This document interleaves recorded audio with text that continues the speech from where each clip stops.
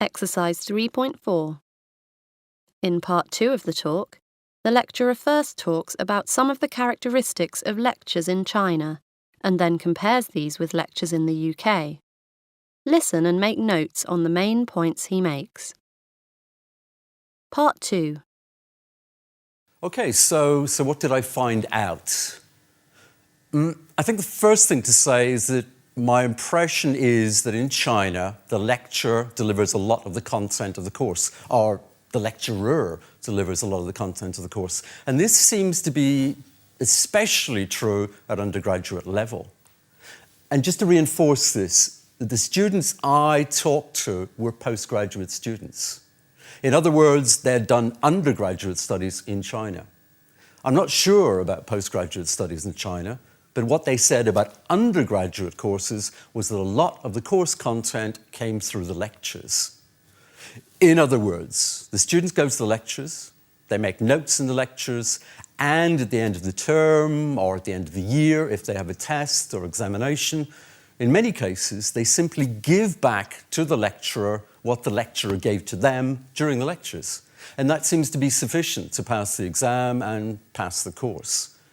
So, the lecture is the important vehicle of the course content. It carries the course content.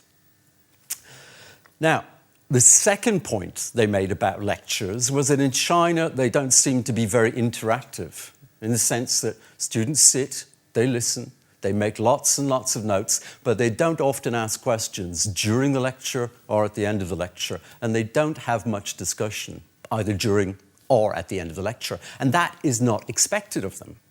So they really, in China, lectures don't seem to be very interactive. Another point which students made to me, which I thought was interesting, was that the main points, the important points of a lecture, are often explicitly marked by the lecturer. The lecturer might say, okay, this point is very important, make a note of this. And might even write things on the blackboard, which the students would copy down verbatim. In other words, they would copy down exactly what he was writing. So this was interesting. It seems that the students don't have to decide for themselves what is important, what is less important. The lecturer tells them. Now, obviously, that's a very general and very rough caricature of what the students told me about Chinese lectures. But how does that compare with the UK situation? Well, in the UK, I think it's fair to say that the course content is not only delivered through the lectures. If you study on a UK course, and if you only give back to the lecturer in examinations or tests or assignments or essays, if you only give back what he or she says during the lecture, then I don't think you're going to pass the exam, the course. I think what lecturers are doing in the UK is something different. I think either they're giving an overview of the main ideas connected with the subject, or they're giving some general background to the subject. And then it's the student's responsibility to go away and to do lots of reading and to really fill in the details and to fully understand the theories, the ideas the lecturer is talking about. And that really brings me to the point of reading. Because what I understood from my Chinese students was that in China, certainly at undergraduate level, they had one course book for each course. And just to emphasize that, they seemed to have one course book. And there was a very close correspondence between what the lecturer was saying and what was in the course book. In other words, if the students wanted to, they could go away at the end of the lecture and read the course book. And it would essentially say what the lecturer himself had said. So there was that kind of reinforcement.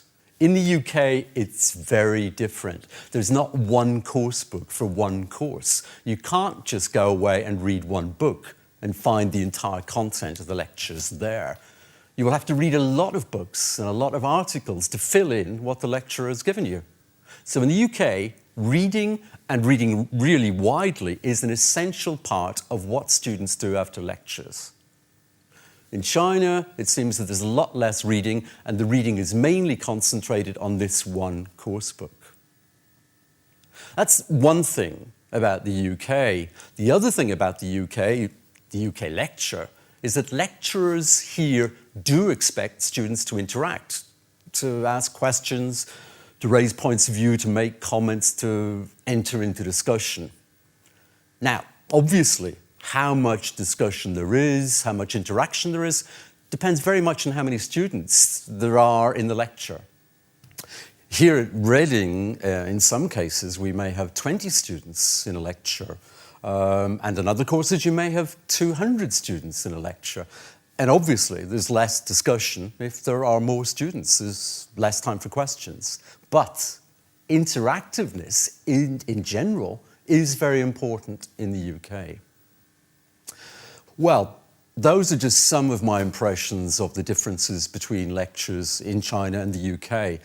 But I would really be very interested now in hearing your opinions, whether you think what I've talked about is true from your experience or not.